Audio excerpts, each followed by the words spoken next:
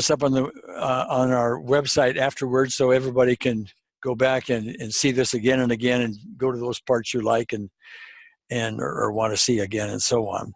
So we're recording for that purpose. Now, the other thing I have to mention here is that while we're going to be talking to Suzanne Giesman a lot, once in a while things come up, of a therapy nature, and I have no idea if some of these topics are going to trigger anybody here. There's just no way for me to know. So everybody here must take care of themselves. If some discussion happens to trigger you in some fashion, please get off the webinar, go back to the recording sometime later where you can stop and start whenever is good for you. But you must take care of yourself. We can't be responsible for anything that would happen. Now let me see. First of all, my co-host Sherry Baker will unmute Sherry. Sherry, say hello. Hello. Hi. There you are. Okay. For those of you who don't know Sherry, Sherry is the director of our Gary Craig EFT Training Center in the English language. She's my co-host for these webinars. She's my own personal mentor in the spiritual realm. She runs our certification program. Is that Jean? Yes. Are you Jean Hall? Yes. Okay, good. Jeannie. Jeannie. Okay. All right. Well, I think I want to do this before I bring on Suzanne's waiting for us. Okay. But you are a client of Suzanne's, correct? Yes. All right. And you agreed to come on and talk about your experience and so on. So why don't you do that? Oh, well. Well, my son died, adult son, but it was a sudden thing and unexpected. So I was devastated. I guess in my search, I read her book, Messages of Hope, and then I looked her up online. And she's very selective. She doesn't do many readings because she, I think at one time she was only doing one a day. I don't know about that now, but she only does people that she thinks like really, really, really needs help. And I was able to get a reading with her. And I had no doubt. I'm a doubter. I'm a very much of a skeptic, and I had no doubt that she had my son with her. I mean, she told me things about him. This has been several years now because I think it's 2014. But she told me his personality, the kinds of things he did, and it really gave me a sense of peace that my son was okay and that he was still with me. Yeah. Okay. And she has story after story after story of that in her book, Messages of Hope. Oh, exactly. And so on. So but let me ask you this, Jeannie. I mean, the whole field of being a medium, if you will, somebody who talks to the deceased world out there, is loaded with fraudulent people. Okay. And so how do you assess? I mean, how do you draw the distinction? How do you know that she's really, really in tune with your son and not just somebody who's good with words and make you think that? Okay. I'm glad you asked that. She's an evidential medium. She gives you evidence that nobody else could give. She couldn't have any other way. And a lot of mediums don't do that. And I've tried other mediums and been really disappointed lots of times. So I think, for somebody, for me to believe somebody, they have to give me evidence. They, not just tell me your son's okay, he loves you. I hear that a lot. Yeah. I've got to hear. She tells you things specific to the person she's reading for. It's pretty amazing. Are you okay with giving us examples in your case of what the specifics might be? Okay. Well, I'm really, really trying to remember. Basically, she was telling me he says that he's a jokester, which he was very much. He was a handyman. He could do almost anything around the house and the cars and stuff. All that was true. He he was into music. That was true. Those kinds of things. And I'm really not remember. And I asked her about his death, and she told me about his death. And that was, because it was a sudden attack. but you always wonder. And then he was on life support, and so she assured me that he just felt that one pain and he was gone. The life support and stuff. He didn't suffer. And that really made me feel so much better that he was. Because I'd read all of this for years. I knew it, but I knew that that's the way it was supposed to be. But it really helped me to hear it from her that he did not suffer. Yeah. Okay. Great. I'm going to bring on Suzanne here in a moment. Is there anything else you'd like to add, Jeannie? Well, just that I think she's amazing. It's not like somebody that does a lot of woo-woo stuff. She's an amazingly educated woman, an accomplished woman, and then to dedicate her life to helping people, it's the real thing, and she's very sincere. All right. Jeannie, thank you so much. Let me mute you. Now, Suzanne, you're unmuted. Can you speak? I can finally speak. Hello. My husband might think it's nice to mute me once in a while. Well, I understand you're on tour and you're running around inside of a van. It's not a van. This is my bus here. That's the door to the bedroom. This is the refrigerator right here. I'm in an RV for 6 months. Okay. And you're traveling around the country giving talks and workshops and this kind of thing? Yes, I'm a speaker at a big conference this coming Saturday. I have about 4 or 5 events in the next 6 weeks. It never ends, but keeps me hopping. Yeah. Okay, great. All right. Now, I have a few questions for you. Sherry and I may ask a few questions, but then all this time, by the way, anybody out there who wants to ask a question, please raise your hand. I'll see your hand raised here. And you can ask your question directly of Suzanne, me if you want to, or Sherry, but Suzanne primarily. Hey, Gary. Yeah. May I just thank Jeannie, because it's just so good to see you, Jeannie, and you're a sweetheart, and I'm just grateful for being able to help you and connect you with your son. Just hearing her words is so heartwarming, because this is what it's all about. I know, and that's one of your rewards for doing all this, no doubt. Okay, so we got a few questions just by way of background. Not everybody here knows you. By the way, we are now at roughly 5 or 6 times our regular viewership. So I hope that does your ego good. That's my biggest thing lately is the spiritual path is about undoing your identification with the ego. Yes. And so lately it's been, I don't care about numbers. When I first came on, I could see 3 people there, and I thought that was it. I thought we had 3 people, and I thought, then we'll touch 3 people's lives. So the numbers aren't important anymore. Well, we have 297 at the moment. Well, that's 297 lives, and we have a potential to help, so that's awesome. Okay, great. So anyway, just by way of background, can you give us a little snapshot of your background? You've been a naval officer, wife, mother, and so on. Just, give us 2 minutes worth, could you? Sure. I had no idea that I had the ability to connect to the spirit world. I didn't know there was a spirit world for most of my life. And so I was drawn to serve my country and joined the Navy right out of college, was commissioned an ensign in the Navy and rose through the ranks to become a commander. I served as a commanding officer in one of my tours and went on to be a special assistant to the head of the Navy. And then in my final tour, I was asked personally by the head of the entire United States military, the chairman of the Joint Chiefs of Staff, to be his right-hand man, to be his aide-de-camp, which was incredibly cool. It was quite an honor. I got to fly on Air Force One with the president, met with 6 presidents in all, actually, flew around the world, meeting kings and queens, and never, ever did I imagine I would one day be a medium. But I retired from the Navy on exactly my 20-year anniversary of joining the Navy because of 9/11.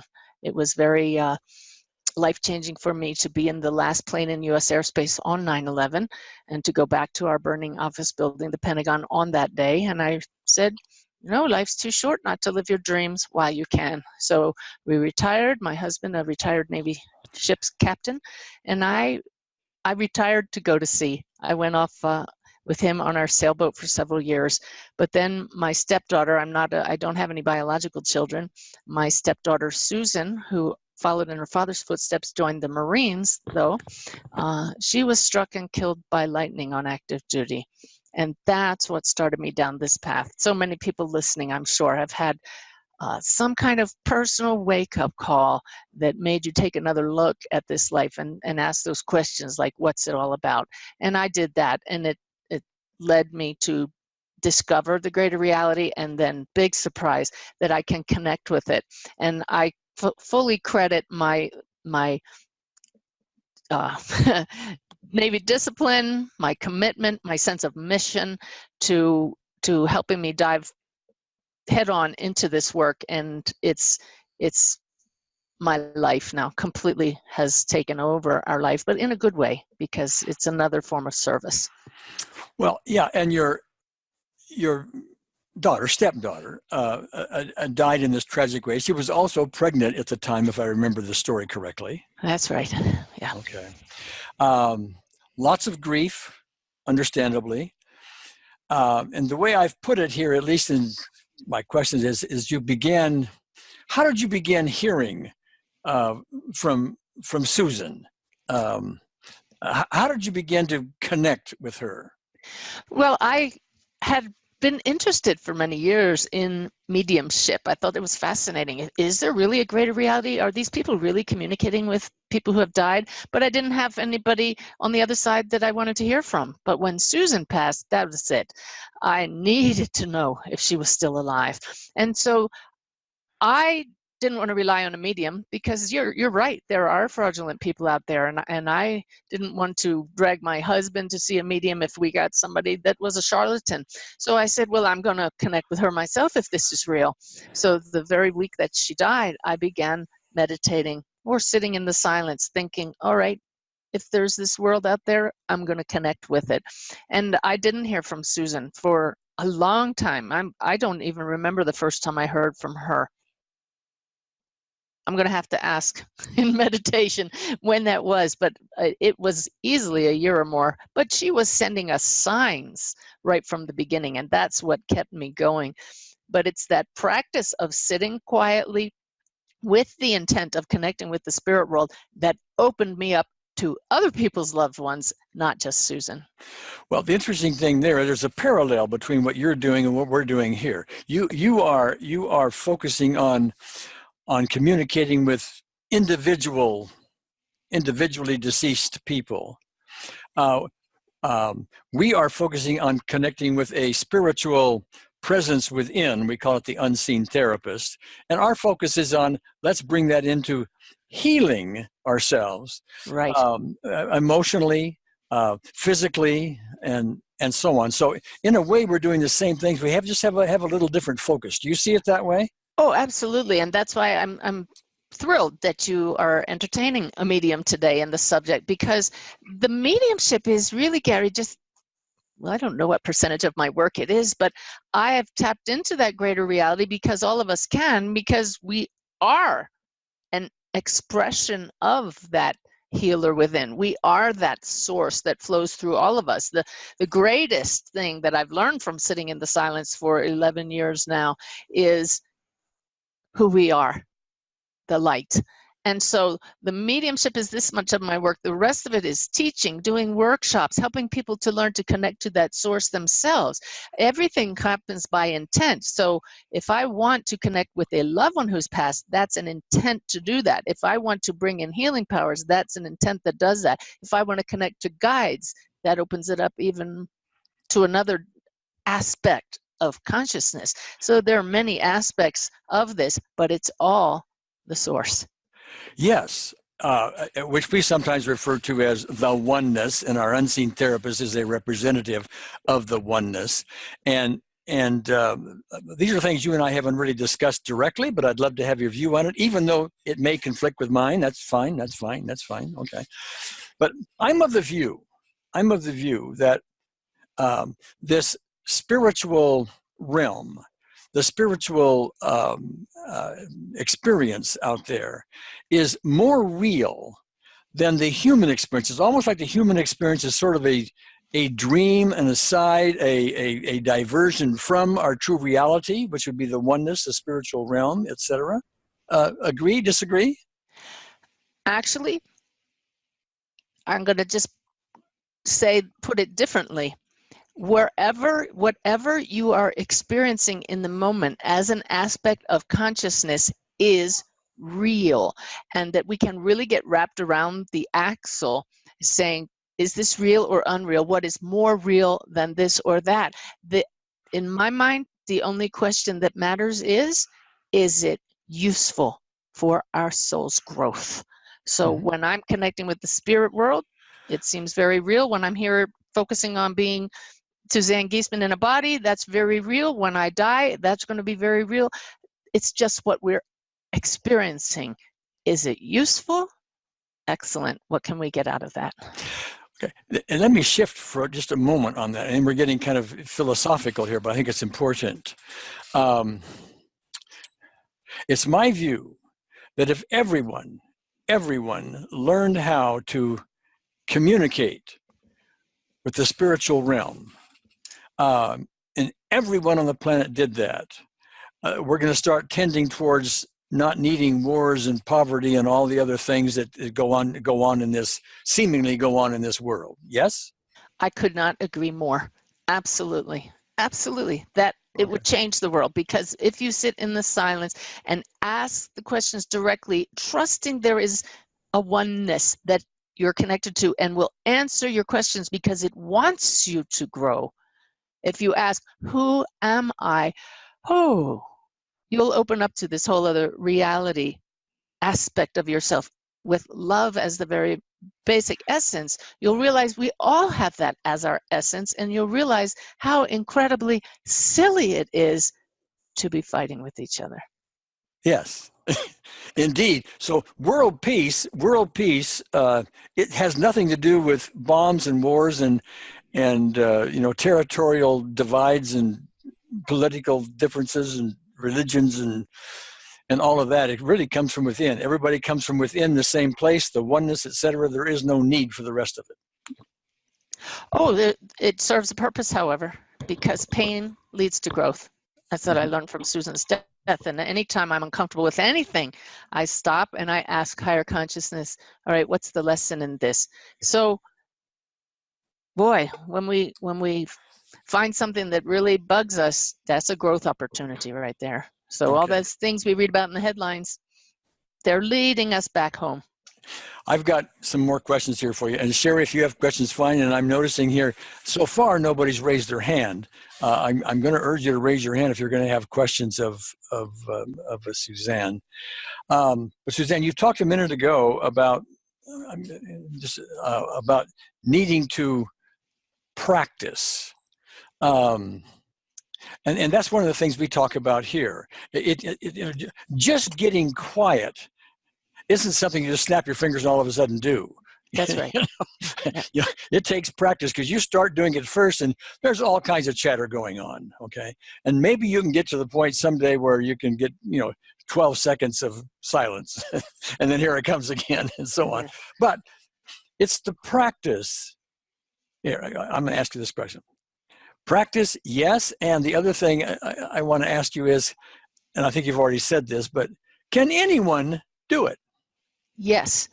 And the practice is the key, because we all have these busy minds. That's what the brain does. The mind is busy. It thinks. And so for me, what has opened me up is training the mind to be quiet. And I've never timed it. I don't know how long I can be quiet. So it's not simply the stillness, Gary. This is really key. It's focus. So you can have a busy mind, but if it's focused on one thing, then it starts to quiet and you can hold that focus. I was thinking this morning about why it is tiring to do readings. And Jeannie said, I only do one a day. Wow, I'm up to 2 a day now. I spread them way apart. And the reason for that is because I sit for 45 minutes to 1 hour with a sitter. That's what we call a client in this work. And for 45 minutes to 1 hour, it is intense focus, not worrying about my to-do list or what comes next, or is this going well, or am I doing this right? It's focus on what is present, withholding that intent. And that's training. And so there are methods of training to do that. You mentioned one of my CDs that I have is actually called The Training Ground, because I looked at what is it that's brought me to this ability. It's the training. It's a commitment to training. Yeah, and people can go to your website, which is www.suzannegiesman.com, and they can find a variety of your products there. Yes? Yes, absolutely. And the thing is, with that training now, it saves me a lot of time, because if I have a reading scheduled at 9 a.m., I sit down at 5 minutes to 9 and I can get centered like that. Used to be, I thought I had to sit for 20 to 30 minutes and get in a quiet zone. No, with that training, I know where I'm going. I know what it feels like. I set the intention and boom, there's the spirit world. Okay. It's awesome. Well, for those that are following our optimal EFT and our unseen therapist, we're doing a very similar thing. It's a focus, but we don't do it just the way you do it. It's a very similar thing. What we do is we first of all bring up a loving moment. It's a focus on a loving moment. So that helps you get rid of all the chatter going on. You're focusing on, a time with a pet, a time with a person, so just a loving moment. And then we'll shift our focus typically to some specific event in our life that, we need resolved. We still have anger about this, or grief, or guilt, or something, okay? We focus on that. Then we bring in unseen therapists. All of this with focus, by the way, to help us resolve it. I mean, that's the essence of our process, but it's all focus. Now, this is sort of a message to the folks that are listening in who are students here. Some of them will say, "Oh, but Gary, even though I'm trying to focus, I still get all this chatter." Interestingly enough, even though you still get chatter, and even though you're still a newbie at this, and you're not getting a Hollywood style, spiritual moment with angels and harps and all of that, oftentimes you're getting results anyway, because the unseen therapist, the spiritual realm, is hearing you. Okay, our goal here isn't to get her to speak to us. It's to learn how to listen. Now, you agree with that, Suzanne, or not? Absolutely. And if I don't know how deep you want to get, but I know that that unseen therapist is a higher aspect of all of us. It's one continuous spectrum of consciousness, and these are the things that you come to learn. And I love your method. I love your method, focusing on a loving thought or a pet. I love that you said a pet, because I teach a 7-step process for people to connect, and I don't even have to go through all 7 steps anymore, which is lovely. Or like taking off the training wheels. But when I get to that state where it's to lift your consciousness, I imagine holding my little dachshund, Gretchen, and that opens my heart, and it immediately brings you into this state of coherence, of alignment with that oneness you're talking about. I'll do that myself. I've had my own spiritual experience, and sometimes I'll use that, as my loving moment. But oftentimes, when I was a youngster, I had a Cocker Spaniel named Joe. Joe died a long, long time ago, of course, but he's here in my heart always. I was madly in love with Joe, so. Remember those experiences. Now we've got, we got some people raise their hands here, Suzanne. So let me call on Angie Melu. Are you there, Angie? I am. Hello. Okay. Hi. Hi, Suzanne. Hi, Angie. Recognize you. How are you? Good to see you. Good to see you too. So my question is, you mentioned pain leads to growth. Is that the only, and I totally understand that, of course, but is that the only way we grow as a soul? Thank goodness it's not, Angie. Yeah, many of us, many of us need a wake-up call, and it often comes in that, like Susan's passing was mine, but it certainly is one method. But one of my almost daily prayers is, may my lessons be as painless as possible. And it's Love it. working. And it works because sometimes I see how I'm about to do something stupid, something very human, like say something I'll regret. And something will just catch me. You know, my guides will say, you don't want to do that. And it's like, oh, thank you, because that could have been really painful. So, you know, if we set that intention that we know that pain leads to growth, but we don't need to go there, then hopefully it'll be a little less painful. Love it. Good. Thank you. You're All welcome. right. Thank you, Angie. So let me do this. And now we have another question from Hella, Helle. There you are. Hi, Gary. Hi. Hi, Suzanne. Hello, Hella. Nice to see you. Nice to see you. I was wondering, does it matter how long ago somebody died? I had a very abusive mother who died in 1982, probably from a suicide, but I always wonder, why was she so, what was the point of all that tragedy that we had to go through? Yeah.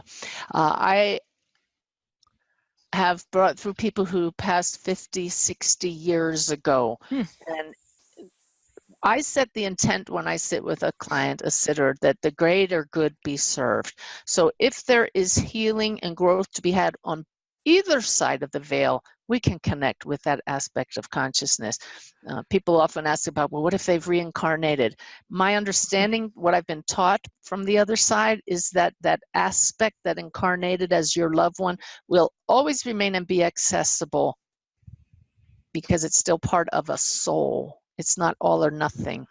So length of time for me has not made a difference. Wonderful. Great. I'll try to find you. Thank you. All right. Thanks, Hella. Gary, I need to put a little note out there that unfortunately, I have a very long waiting list. It's into years now, but sometimes some people in emergency sessions get seen before others, and I also have mediums now who I truly recommend because I trust them to work like I do. Yeah, one of the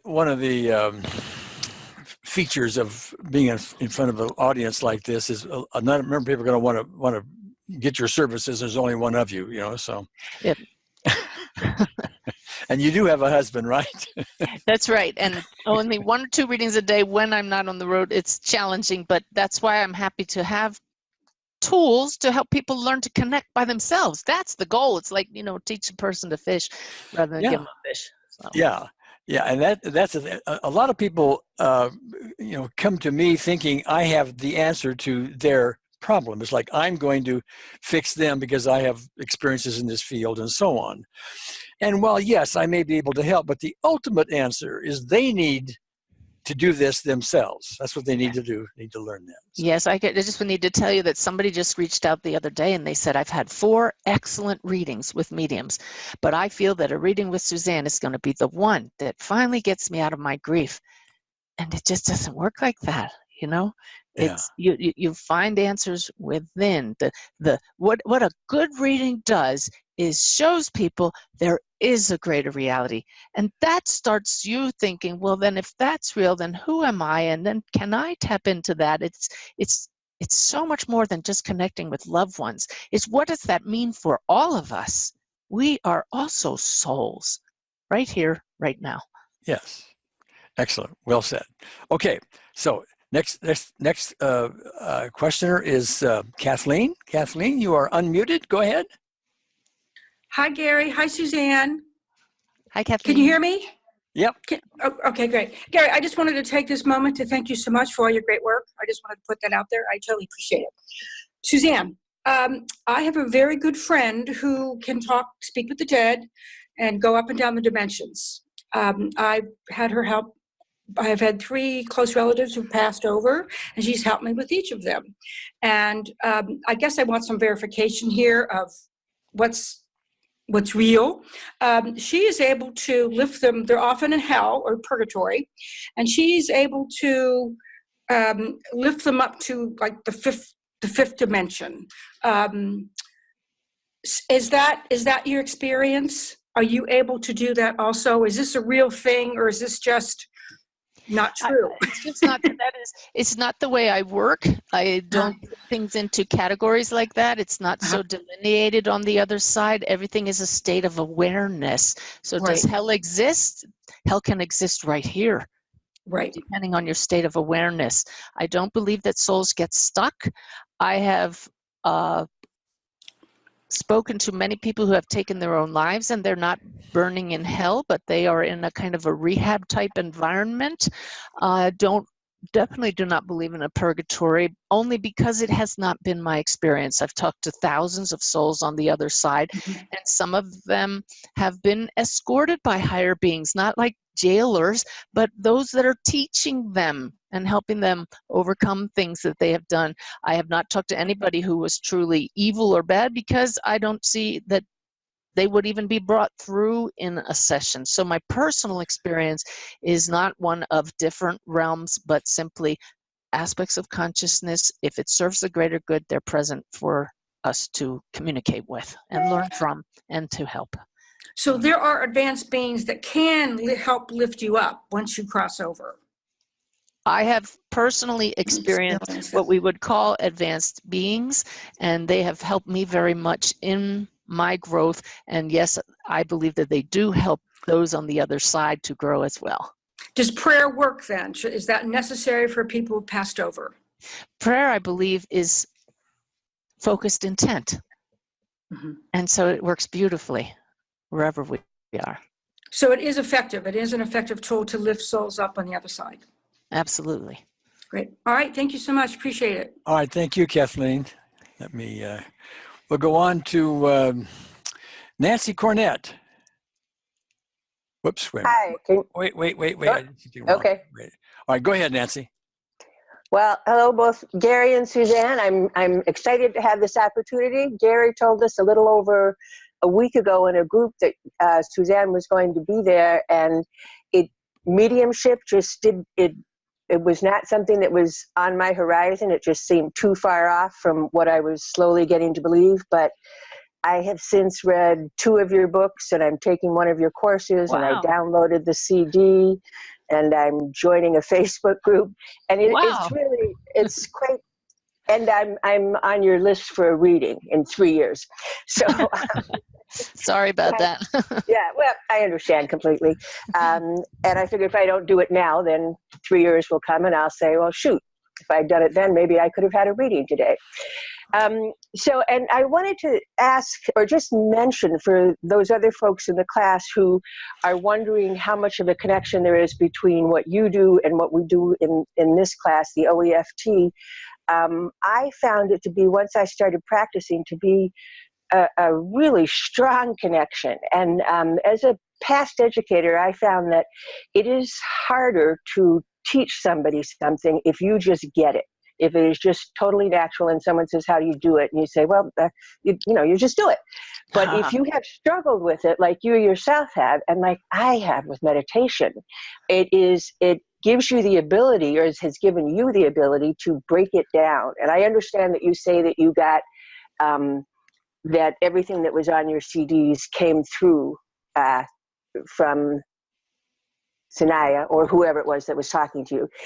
However, it's amazing to me how much it has helped me. And I cannot tell you how many classes I've taken and hours I've spent and systems I've tried.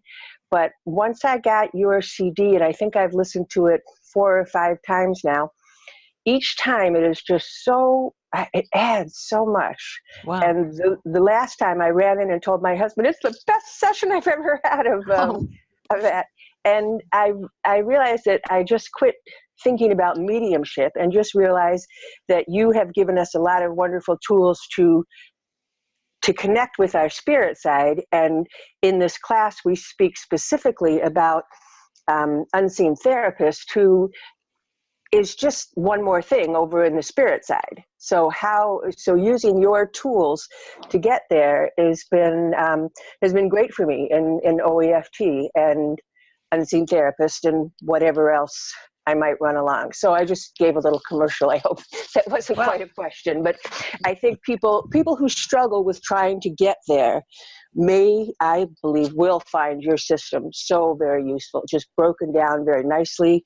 The music in the background, what is that company that you work with on that? You're talking about the hemispheric Yes. synchronization, the hemisync CDs. I've had great feedback, and I love it. I love that, Gary, you have a system and I have a system. They're all tools and they will help different people in different ways, but you're right. I went and was participating in a psychic workshop for an organization. I normally don't focus on psychic work. Mediumship is another level higher, not better, just different focus. But I stood up there and I said, okay, now here is a technique how to do it. And everybody in the audience, they sat up, they pulled out their notebooks, because you're right. So many times people who already can connect, they say, well, you just do it. And for me, with my military background, not having been versed in this, that wasn't going to cut it for me. I needed a process. And so there are many processes, many tools, but this one has seemed to really click with people. And I have it in my online course called Making the Connection. It's in the Hemisync CDs, and it's how to fish. Okay, and I did actually have a question.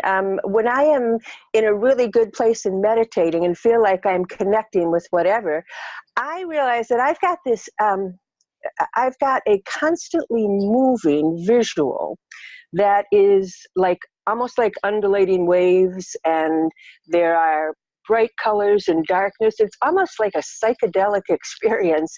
And I started wondering, is that a normal thing? It's great fun. I mean, I feel like I'm sort of swimming on the music and the waves, and it's wonderful. But I don't know, is that anything like you experience? Have you ever heard that? I've had moments of that, and it's fascinating. I think that's your current phase, and that will change to other things. I want to caution everybody not to expect the bells and whistles every time. This is a training ground, and you're having great experiences, Nancy. That'll keep you coming back for more.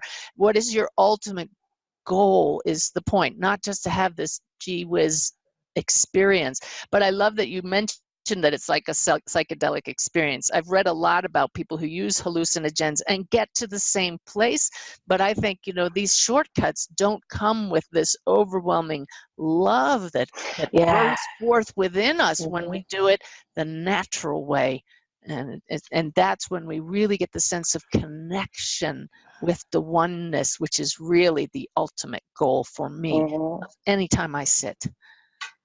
And those feelings of love and such that I'm experiencing more greater feelings like that are sort of swimming with me over those things. It's a love that comes out. And I hear people talk about certain colors, certain sounds have certain colors. Oh, this may be getting what I'm doing now helps me to see why people are connecting things that don't seem to, like a sound isn't necessarily a color, and a feeling isn't necessarily a movement and colors.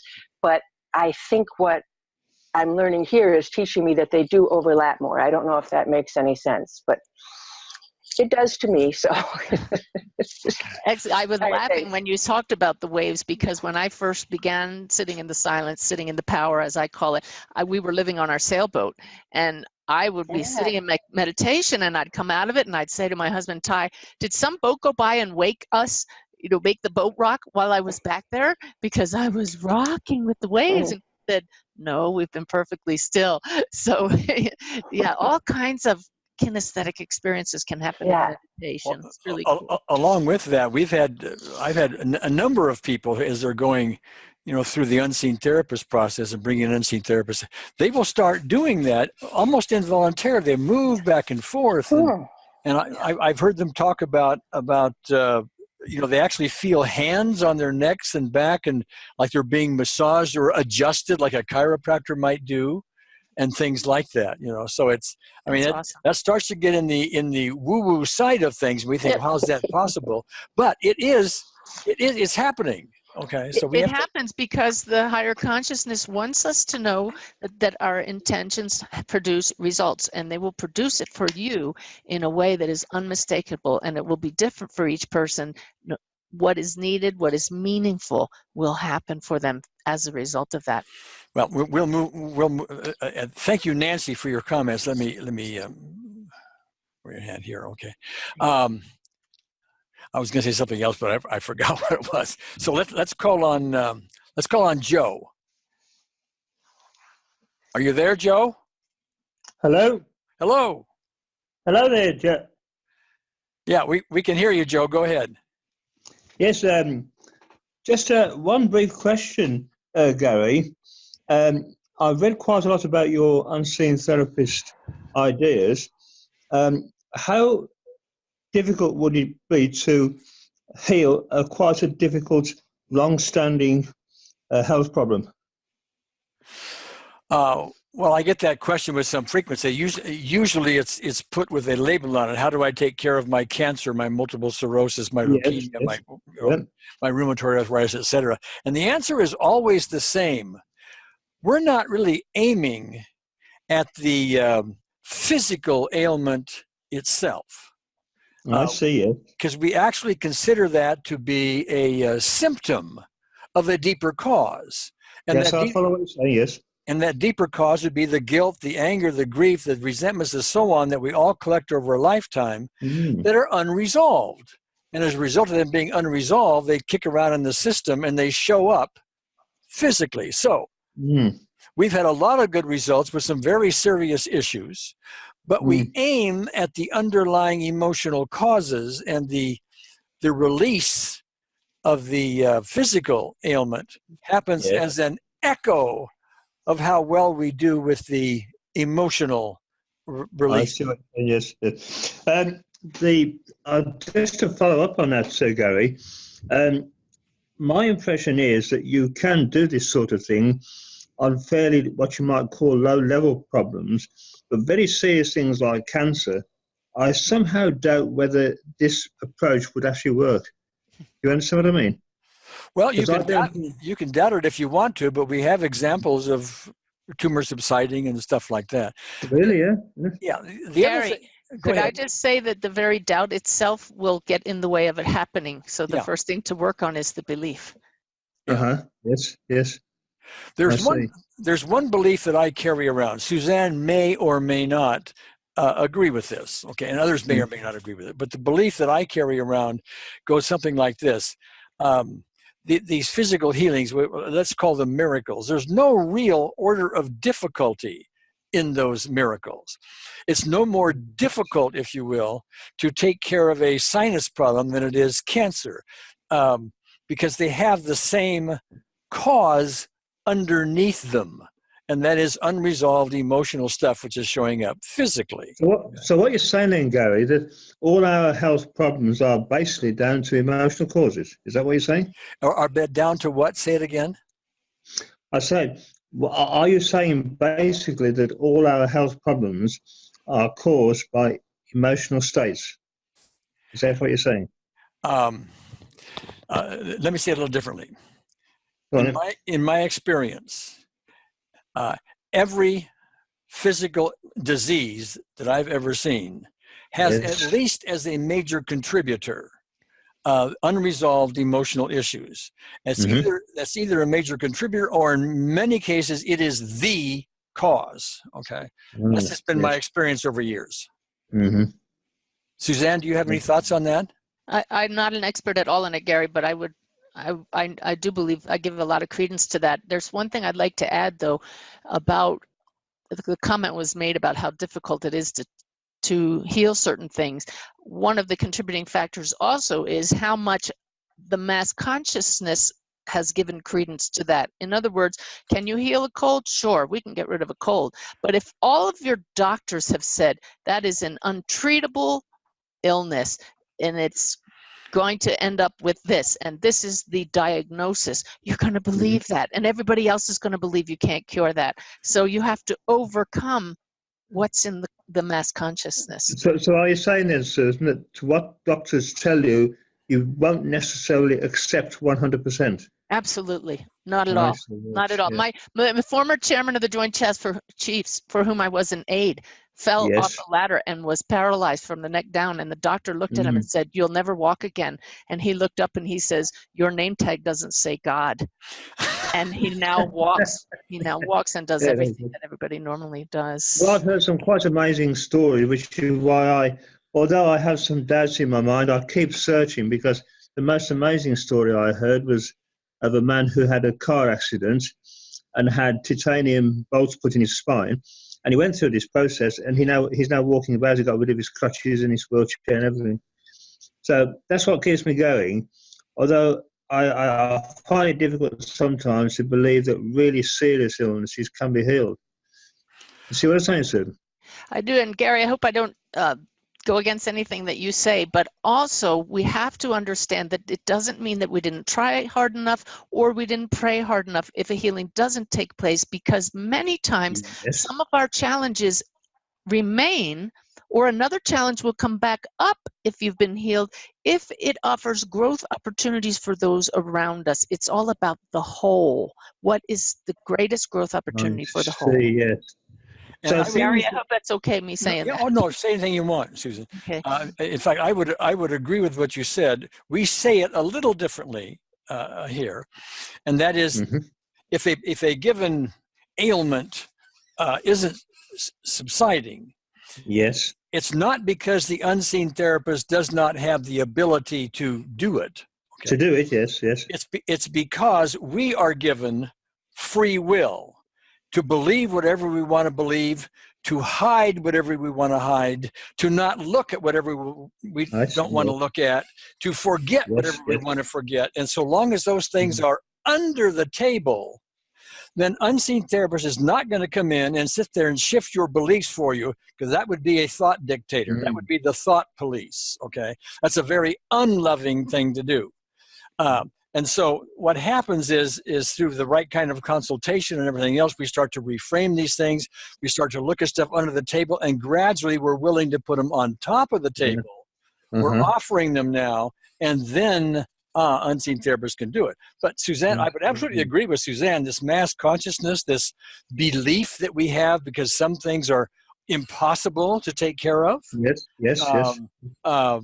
You know, that will get in our way because we believe they are impossible, and therefore we won't deal with them. We also have things like guilt, for example, that, well, yeah, I don't know if I want to talk about that one, you know. Let's do some other stuff first, okay? That's under the table, and we won't put that on the table. We're going to hide that, okay? Because we don't want to look at it. We don't want to deal with it, and so on. And so that's the kind of thing that will show up physically in some other fashion, okay? The other thing that occurs to me, Gary, I've often heard that you may, shall we say, put in a request to the unseen therapist that you want a certain thing to happen. Yes. But in some sense, the unseen therapist will deliver what it thinks is better for you. Is that right? That would be true. That would be true. Yeah. She's a lot smarter than we'll ever be. Well, exactly. That's the point I'm sort of getting at, really. Yeah.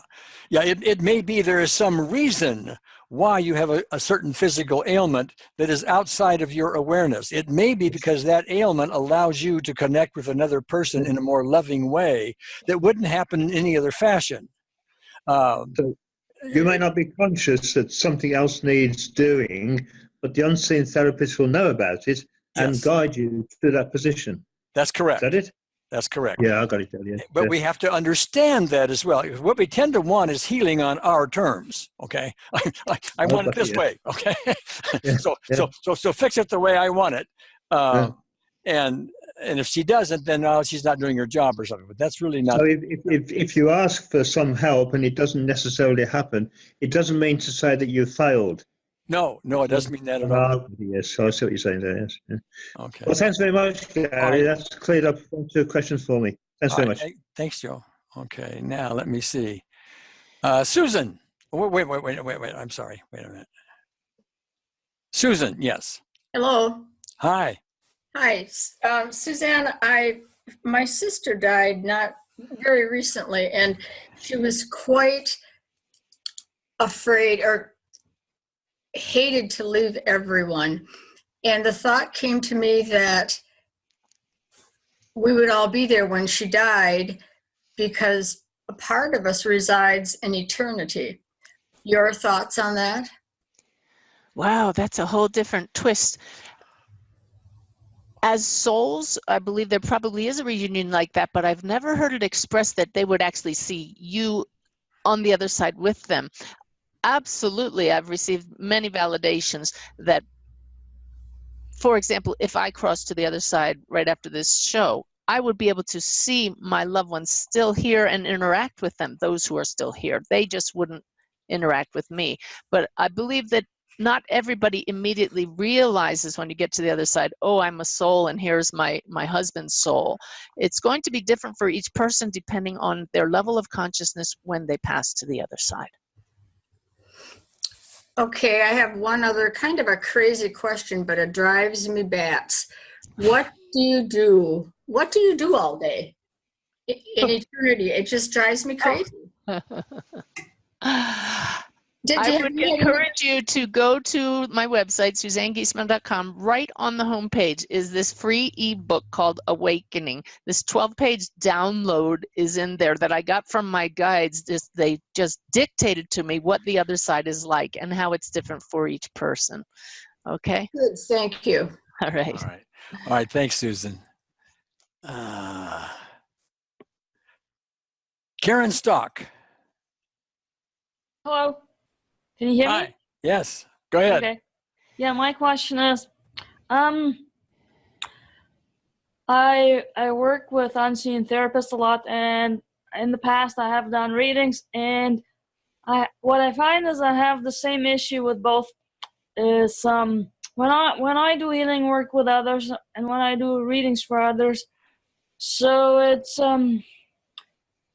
they always think, oh well, I'm so talented and I'm so good, and I get very good, very clear readings and very fast healings and all that kind of stuff, and that's great and fantastic.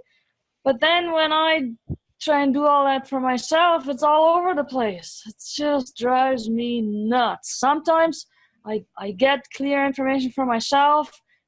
It's quite a process. What I notice now, what has changed in recent times, and that's interesting, I do something else. I focus on something else. I work on something completely else in a healing or a meditation way.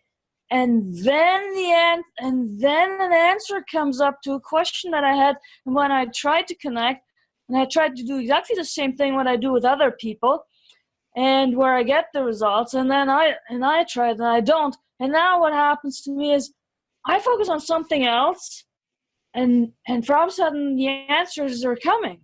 And it's just kind of, I don't know what to do with that. Do you have any kind of information on that? And I was wondering if we could do for the entire group, somebody could lead that, either you or Susan, for all of us, that we connect with unseen therapists, for everybody to get a better connection. Well, we're not going to do that today. We've done that in other kind of webinars that we do, and we'll focus differently at other times. But for the moment, we're going to focus on Suzanne. So, Suzanne, can you answer her or respond to her question? Yes, the thing that occurred to me as you were speaking, Karen, is you were talking about doing and trying, and that came up several times. Doing, trying, effort. And what I have found is that it's become like that. It wasn't like that when I started. Yeah, you have very, the energy is very high with you, and what feels to me that is needed is to surrender and simply become still and set the intention, whatever is supposed to happen for my healing, that it happen. Okay. Okay. Okay. Thank you. All right. Thanks, Karen. Claudine. Yes. Am I on? You are on. Yes, Okay. yes, ma'am. So I'm so grateful that you two have connected. Thank you, Suzanne, for joining Gary's group. And Pleasure. I just wanted to, I've known about EFT for years, so I'm just so thrilled that he's brought this combination together today. Yes, yes. And so, yes, thank you. Claudine, if you could move your camera a little bit, we only see you from the, there we go.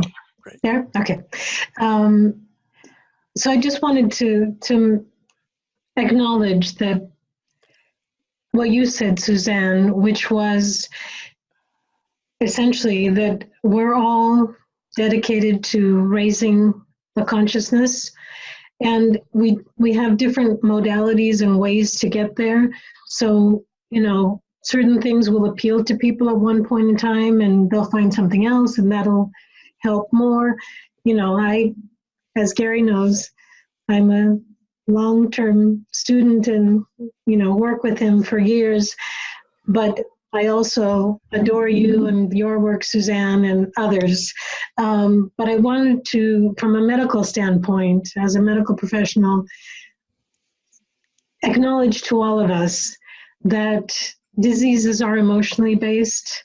We do understand that in medicine. And what you said, Suzanne, about when a doctor tells you, this is going to, you know, this is going to kill you, there's no way out. If we believe it, literally, we've experienced it in the medical world, where the person will die exactly in the time frame that was given them. And then they'll have their autopsy, and you'll find that the illness was not there. So it was the mind creating what happened. And that's unfortunately true. And this other gentleman who asked, you know, could cancer be healed or not? As those of us who work with near-death experiencers, Anita Moorjani is a perfect example of someone who also was told she was dying of her cancer, and it was significant physically. But well, she went into a coma, you know, I mean. No, she did die and come back. Yeah. But then when she came back, the tumors disappeared. Now, from a technical standpoint, in medicine, we'd say, we don't understand how that happened. How could that have happened? And yet it did. So that's the perfect proof that the physical manifestation can be cleared by other things. Yep. Dealing with the emotional issues. Yes, yes. Thoughts on that, Suzanne? Well, again, miracles happen for a reason. Yes. And in this case, with Anita Moorjani's healing, she has touched thousands and thousands of lives, opening people's beliefs to what is possible. Yes. So again, if the greater good will be served, that kind of incredible, that's a miracle. There was some kind of intervention from the therapist that you're speaking of, served an incredibly greater good. So yes, absolutely. And that's, again, she's here to raise the consciousness and to help us all do the work that we need to do. yes. So we're all very grateful. All right. Thanks, Claudine. Okay. Mhm. Hold on a second. So let me see. Carol Catterall. Oh, there. Are you Carol? Carol? I am, yes. Okay. All right. I think I had it on unmute at my end. Okay. All right. All right. Well, anyway. Hi. Sorry, you want me to carry on? Yes, please do. Okay. This is for Suzanne and yourself. When I go into meditation, I often leave and go up into the universal atmosphere. And I know I've transversed the 4th, 5th, and into the 6th dimension. I tend to write a message, and I've been told to ask for a spirit guide whose name is Orion. And I ask for Orion, and then I write things down. But it seems a lot of the time as though I'm making it up. Is that what it feels like? Do I go with this and trust it? That is a very common experience for people, and Yes. guides will appear if it serves the greater good, and guides will provide evidence if you ask for it. It very much feels like imagination, and guides aren't going to waste their time if it's just for fun and to entertain you. So let's get right to the quick and say, if this is you, give me some evidence. You can even ask for a particular sign. I want you to produce this in my life. And somebody may hand you something that you've asked for, some object, or it may just, your attention may be snagged by it. There is, if you ask for the evidence, they will provide it to you. And it happens to me over and over and over again. And it's absolutely magical when it happens. It's fun. Those in of higher consciousness love when we ask for their help and when we appreciate it. So you have to develop that trust that this is not your own imagination. Ask for them to give you something of value. Is it useful in raising your consciousness? Okay. Okay, and just practice every day. We have to get away from the shoulds. And what does your own heart tell you? For me, it's sacrosanct, the daily practice. But then I get to the point where, well, is that my human side? Is that coming from fear? If I miss a day, I might not be spiritual. So follow your heart. No, it's that I do practice my meditation, but it's the calling on the spirit guide every day is the same thing. I talk to my guides throughout the day, every day, not because I need their help, but because I know that I'm going to get some higher guidance and it's going to result in more flow in my life. It's an ongoing relationship with higher consciousness. So it's going to be different for each person. And Suzanne, what you're calling guides, we're calling unseen therapists. But over time, I've had the experience of not asking unseen therapists just for healing purposes. You know, I'm mad at somebody, so let me help me out with that and this kind of thing, or my shoulder hurts or something. But rather it's, I've used it, one of my examples is I was looking for my keys to my car for, 30, 40 minutes one time, and I couldn't find them. I just sat down and said, where's my keys? And within 30 seconds or a minute, there's my keys. I find them. Okay. Yes. So you could ask unseen therapists, should I buy this cantaloupe or that banana if you want to when you're in the supermarket? What should I say to so-and-so, who I'm having an argument with? Should I or should I not attend the so-and-so meeting or make the phone call or whatever? And you'll get answers to all of that if you're asking and if you really want to hear. Yeah, I feel it now. I feel a yes, and I feel a difference between a yes and a no. So I'm heading in the right direction, I think. And that's practice, and it won't always be absolutely accurate until you get better and better and better. Okay, that's great. Thank you both. All right, thanks. Hold on here. Suzanne, I want to ask you, the time is going on. We've been here an hour and 10 minutes. Are you okay with more time, or where are you? I'm good. Maybe 20 more minutes or so, Gary. Would that be all right? What I'm seeing here is 1, 2, 3, 4 or 5 more questions. So if we just do the 4 or 5 more questions, and we don't ask for anything more, that should do it, I would hope. I'm like Siri says, I live to serve. All right. All right. Very good. Okay. So, Anna Molina. So if we could ask you to summarize, then what is your main concern? What is your main question? I want to know where dimension are they? Are they fine? Are they okay? Because they never tell me that. How do they feel to you? Well, I feel my father is okay because he's always smiling, but I feel my mother is not okay. She had a very horrible death. I told Gary in my email. The biggest thing to understand is that all are surrounded by love. When we pass to the other side, we become aware that love is our very nature. That's our very essence. And that I don't think your mother is stuck, but we all learn at our own rates, and that you personally can help her. You don't even have to speak aloud. All of us can help anybody who's passed. That's what prayer is speaking to higher consciousness. But just open your heart and continue to talk to your mother and say, Mother, you're fine. Look around you and feel the love that surrounds you. I love you. You are loved. Please continue growing in love. And you help others just by sending that intention to them and talking to them. So don't worry about your mom. Just like our loved ones here, we want to make everybody feel good, but we're all on our own soul's path.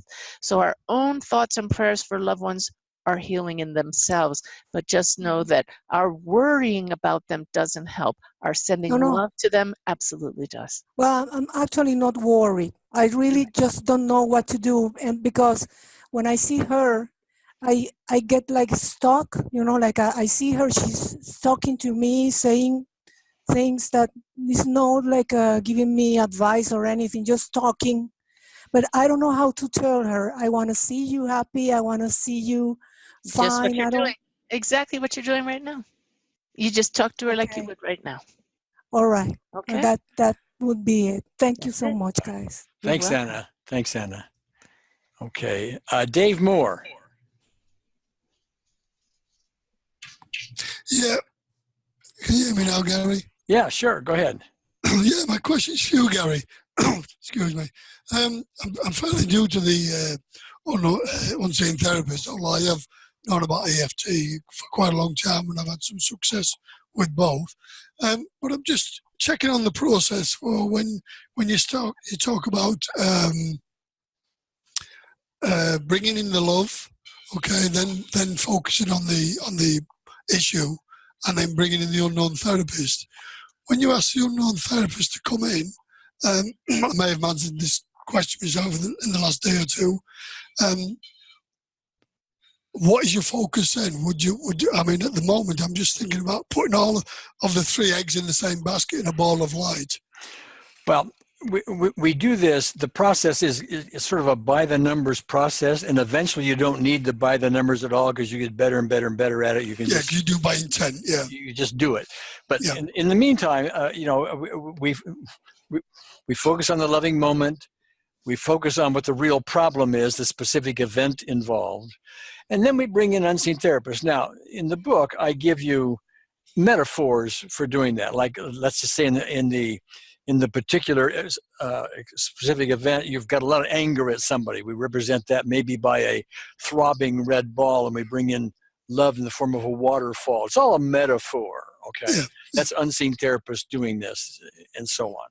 Eventually, you just simply get quiet, bring an unseen therapist, and let her do the metaphor, and you'll be surprised what happens, okay? I've had the Mormon Tabernacle Choir show up, hallelujah, and a lot of fun things occur. I also get little messages that tell me, we need to look at a different specific event. We need to do this, we need to do that. But all that comes from practice. So anyway, do it by the numbers. Use a canned metaphor to begin with until you don't need to do that anymore.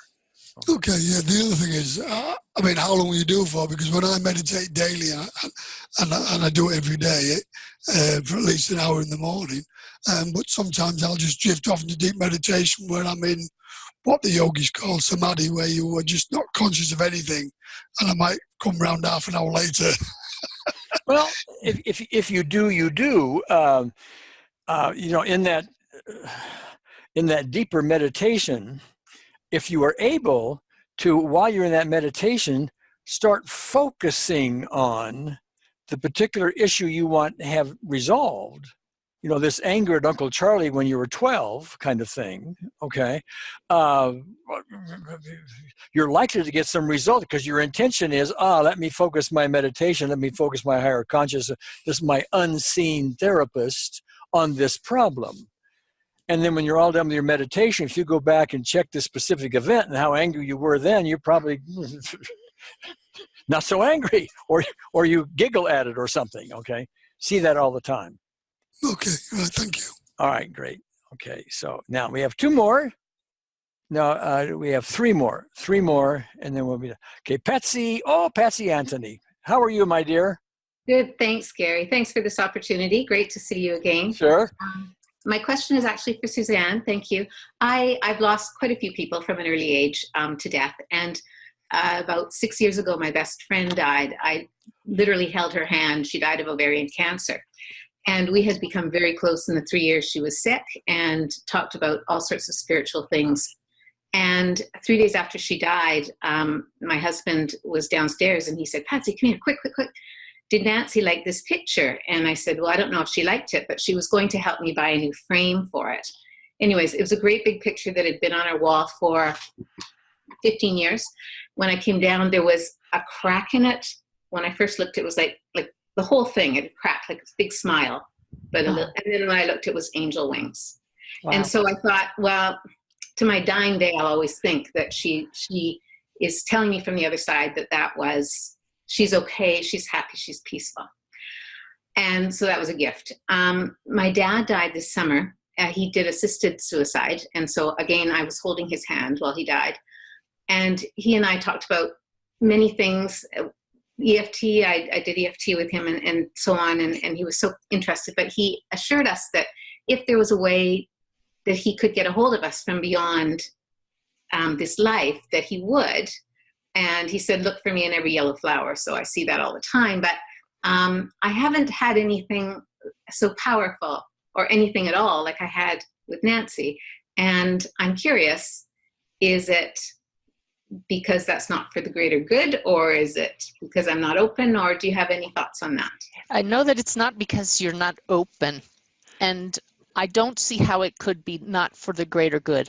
I don't have a satisfying answer to that because I deal with so many people, especially parents, that don't understand why they don't get a sign from their child. Right. And I do believe it's not because they're not, those on the other side are not trying. We live in a reality right now that's governed by a rule set, physical rules, and they have to be broken sometimes for these signs to get through. You know, we want this to appear or this to happen, and that may not always happen because we do have to keep learning our lessons here. So sometimes we just have to surrender to the mystery of it and not understand why it doesn't happen, and just simply trust that your dad is trying and that the sign will come in a beautiful way when it can happen. Not, again, not a satisfactory answer, but... Well, my brother died shortly after he did, unexpectedly. And shockingly, could Dad be busy with him? You know, hypothetically, it could be this, it could be that. I really don't have one pat answer for every situation. Thank you. Okay. Keep looking. Sometimes in there, emphasizing a point I've tried to make before, it's our ability to hear it. I remember in some of your books, or some of your books, Suzanne, you're talking about butterflies showing up, even on a boat in the ocean, someplace where butterflies normally would not be. You're talking about electronic devices, getting turned on and off and things like that. Sometimes we just call these stuff coincidences, and we don't really see This is true. The message behind it. But it seems like she is absolutely looking for those signs, and there's this line that you have to walk between just saying, oh, there's a butterfly, that's a sign from my Susan, versus a butterfly that does something very unusual, very unexpected, with the timing that's interesting. So I'm not one to encourage people to see signs in everything, and I can tell that Carol knows a sign when she sees one. Why we don't get them, not always clear. I think it was Patsy, but great. Oh, sorry, Patsy. Yeah. Patsy, thank you so much. We've got two more now. So the next one is Casey Marilaya. I don't think I didn't say it right, I'm sure. But anyway, you're on. Casey Marakia. Well, say it again. Casey Marakia. Casey Marakia. Okay, great. Thank you both for doing this. My question is for Susan. You mentioned earlier to train your brain to be quiet and then focus on one thing. Do you have tips in order to make that happen? My brain doesn't like to stay quiet. Really, it's the tips are in the training with the intention, doing it regularly. My 7-step process is too long to go into here, but it is in several of my classes and included in a booklet that comes, or a PDF with the download with the HemiSync products. It's very similar to many of the things that Gary's talking about, but the intention is the key. Okay, and the repetition. All right, thanks, Casey. Hold on a second here. Okay, last question is from Joni. Okay, Joni, could you summarize what your main concern is? My concern, I guess my concern is what happens, or what, and maybe you don't know, but what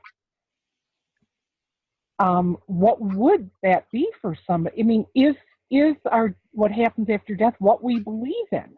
Oh. So if a person has no belief in an afterlife, and I have my belief in seeing my grandparents again, seeing my father again, angels. Yeah. I have my, I can't know, but I just have those What is evidential for me, if I could interrupt you because I see where you're going now. What is evidential for me is I may not know anything about a person's background, but I can be connecting with, I have a client in front of me and I say, here is your mother. She's showing me that she was Catholic. She's showing me using rosary beads daily. She's showing me that she was met by Jesus and that she's met by love and the angels are there and she is happy. And so she created that for herself. That is her experience on the other side, and it's beautiful. And I didn't know that mom was Catholic. That's the evidential side. Then over here we have a dad who comes through. These are actual experiences I've had in readings. Your dad is showing me that he had no belief in an afterlife whatsoever, but your dad is showing me this symbol that I literally see this. And that means my eyes have been open, and he may not get into specifics. He wouldn't talk about, I haven't had anybody who didn't believe in an afterlife talk about seeing Jesus, for example, but he's saying, I'm still here. And here's my buddy that was here, that's here with me. And here's a really crazy one. I had one man say to me, I'm standing firmly on 2 feet and I'm golfing every day. Now, why would he say that? And his wife tells me, well, golf was his passion. And he had one leg amputated before he passed. So there's the evidence. And this is what this man created for himself. A great environment. Immediately upon passing, he's going to have a very human experience based on his beliefs. Others may bypass all of that completely and just become the light. So each soul is different. What the soul needs for its growth is what will be presented. But they come back no matter what they believed in and say, wow, there's more. So even somebody who, when they die, if this person dies, and they're at this stage that they're at right now with just not believing in anything. They're in for a surprise. My dad believed it was going to be the big black curtain comes down and that's it. And I just laughed and I said, Dad, we'll have a nice talk about that when I meet you over there. Okay. And he has come through to various mediums. I've felt him myself. I ask my own dad for evidence. Dad, I know I feel you here, but you have to tell me something going on in mom's life right now so that when I say, Mom, I talked to Dad this morning, she's going to know it was you. Okay. And in one example, my dad said, well, ask your mom about her electric curlers. They don't work. Now, what kind of crazy thing is that to hear from a spirit, from my own dad? So I talked to my mom and she says, Susie, I was just cleaning out the closet and I found my old electric curlers, but they don't work. You know, so here's a man who didn't believe in an afterlife and he's still kicking, let me tell you. Yeah. Well, that gives me a lot of comfort because this person is still here, but it gives me a lot of comfort because I think, probably selfishly, I just wanted to believe that I would, when they do go, that I would see them over there. And I think, and I was just worried for her, I guess, I just didn't get it. So thank you so much. You're welcome. It helps a lot. All right. Great. All right. And thank you, Joni. Hold on a minute. Let me do this. And Suzanne, that's the last of our questions. I know you've got to go. I am so grateful that you would take time out of your tour and answer the questions and talk to us and let us know, your view of all these things. So beautiful. So beautiful. Thank you, Gary. And I just want to let people know that I'm honored that I now have a weekly radio show thanks to Unity Online Radio, and they can find that on my website as well. You don't have to tune in live. They have the archives are posted every week. So we get to have this kind of talk, and I try to keep it uplifting. For me, it's all about the love and the wonder of what we can tap into when we believe. And can we say an amen to that? Amen. All right. Big hug to you, Suzanne. Thank you, Gary, for this opportunity. Thanks to everybody for tuning in on a beautiful Sunday afternoon. And Sherry, do you have any other comments to make before we sign off here? Oh, I have just so enjoyed this. I love spirit communication. And Suzanne, it has been such an honor to be in the presence of someone with so much authenticity and genuineness. I didn't want to take away a moment of your being able to speak and share your wisdom and your experience. And so I thank you so very much. I just loved everything. And thanks, Sherry. Early on, you said practice is the key. And I said, okay, folks, if we all want to do this, we all have gifts. Practice is the key. Yes, ma'am. Yeah. Thank you for that. Thank you so much.